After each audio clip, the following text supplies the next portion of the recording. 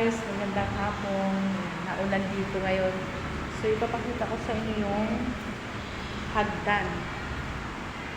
Tapos na siya, mataas. So dito lang ang hindi pa napik sa baba. Ayan.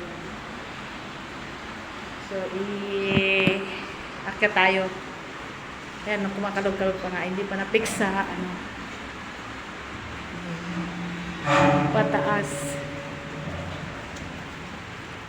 Yan. Aray ko.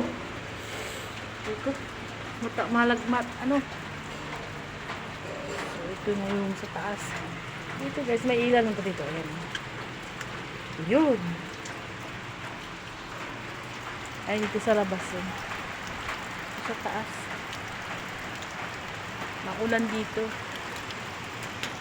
Ayan guys, yung tangke. Hindi pa namin maikabit-kabit dahil hindi pa naka-alito sa mga panggilid.